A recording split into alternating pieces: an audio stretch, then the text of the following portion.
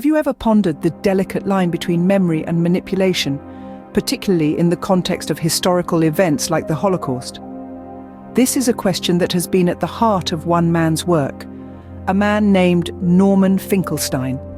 Born in 1953 to Jewish Holocaust survivors in the bustling city of New York, Finkelstein's early life was steeped in the echoes of historical trauma. These experiences, deeply personal and profound, would greatly shape his worldview and inform his academic pursuits. Finkelstein embarked upon his educational journey at Binghamton University, where he began to delve into political science. His studies continued at Princeton University, where he focused on Zionism, a topic that would become a pivotal component of his future work. In the year 2000, Finkelstein gained prominence with his book, The Holocaust Industry. This work, deeply critical and controversial, challenged the exploitation of the Holocaust for political purposes. Finkelstein posed a question that was as uncomfortable as it was necessary. How should we honor the memory of such a horrific event without allowing it to be manipulated for political gain? But Finkelstein didn't stop there. His critical eye turned towards the Israeli-Palestinian conflict, a subject fraught with tension and controversy. His views on this topic have been as divisive as they are impassioned, leading to his denial of entry into Israel. One of the most renowned works of Norman Finkelstein that tackles this contentious issue is his profound book, Gaza. Notable work dives deep into the intricacies of the Israeli-Palestinian conflict, shedding light especially on the situation of the Gaza Strip. Finkelstein offers a riveting exploration of the aftermath of Israeli policy in Gaza, employing a vast array of resources to illustrate the region's life.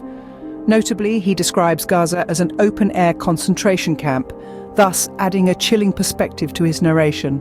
Throughout Gaza, Finkelstein's critical stance on Israel's actions is evident. He painstakingly details the human rights issues and the impact of military actions on the civilian population. In doing so, Finkelstein presents a narrative that challenges mainstream perspectives on the conflict. Now, as we reflect on the journey we've taken through Finkelstein's life and work, it's clear that his views are both contentious and thought-provoking. From his early life marked by the shadow of the Holocaust to his critical examination of the Israeli-Palestinian conflict in Gaza, Finkelstein's work forces us to question our own beliefs and assumptions. Voiceover. As we delve further into Finkelstein's work, it's crucial to understand the counter-narratives that have often met his perspectives. One such counter-narrative is Hasbara, a form of pro-Israeli advocacy that seeks to shape the public discourse around the Israeli-Palestinian conflict. Hasbara, with its widespread reach in both traditional and social media, has often presented a contrasting view to Finkelstein's work, seeking to uphold a different narrative of the conflict. It has criticized Finkelstein's work, labeling it as anti-Israel, and has sought to diminish his credibility through various means. The influence of Hasbara on the discourse surrounding the Israeli-Palestinian conflict is significant. It's a powerful force that shapes public opinion and policy, and its impact on the reception of Finkelstein's work is no exception. Understanding the role of Hasbara provides us with a broader view of the complex dynamics at play in the ongoing Israeli-Palestinian conflict, and the challenges faced by voices like Finkelstein, who attempt to present alternative narratives. In Gaza, Finkelstein confronts us with the reality of life in a conflict zone, challenging us to look beyond the headlines and rhetoric. He asks us to consider the human cost of political decisions, a theme that echoes through all his work. So we leave you with this thought: how do we remember the past without exploiting it?